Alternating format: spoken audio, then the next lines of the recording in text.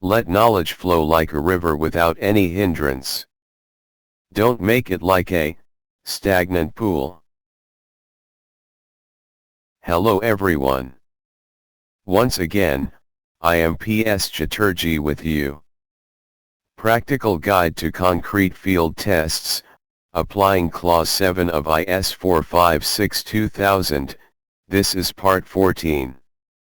I'm excited to be here with you today. Get ready for an informative and enjoyable journey. In my last video I have declared that my next video will be on Clause 8 of IS-456, after thinking that it will be better for the young civil engineers if I make video on field test of concrete, so I changed my decision and making this video. Structural design only. A channel with different vision and a complete channel for civil engineers. Have you noticed the improvement in my recent videos? Thanks to ChatGPT and Balabolka, I'm creating better content without the hassle of typing or dealing with noisy surroundings. Interested in learning how to use these tools for your videos? Let me know in the comments. Hello, my young civil engineers, and welcome. Today, we're diving into the ocean of construction together. You might have some theoretical knowledge under your belt, but let's face it, nothing beats hands-on experience, right? That's why I'm here to virtually guide you through some of the most important tests in the world of concrete. Consider this your lifebuoy, saving you from any fumbling along the way. If you are watching my video first time, for more information, you may start from part 1. I hope you are going to enjoy this video.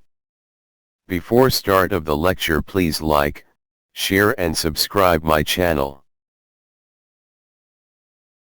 Slump test of concrete, the only measure to know the character of the concrete on site during construction. Photo and dimensions of a slump cone.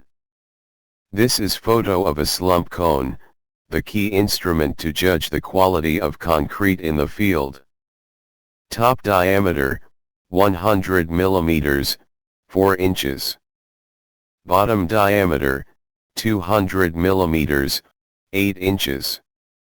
Height, 300 mm, 12 inches. Note, top and bottom portions are detachable from each other. Slump test, slide number 1. You can observe a worker carefully filling the slump cone with fresh concrete. The concrete should be filled in layers using a slump cone spatula for precision. Slump test, slide number 2. You can see that after filling each layer, they gently tap the concrete using a metal rod called a tamping rod to ensure uniform filling.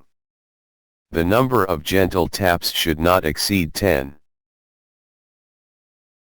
Slump test, slide number 3. The concrete is leveled with the top of the cone using a spatula. Carefully, the slump cone is then lifted upward without disturbing the sample in the horizontal direction.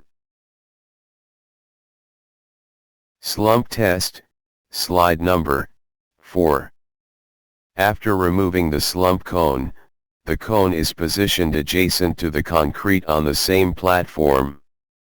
The height of the concrete's top surface from the top of the slump cone is measured, and this value is known as the slump of the concrete. End of commentary on slump test of concrete, Part 14. My next video will be on flow test of concrete. I hope you enjoyed this video. Please don't forget to subscribe my channel.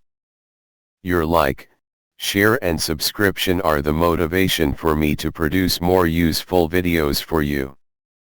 Structural design only. a channel with different vision and a complete channel for civil engineers.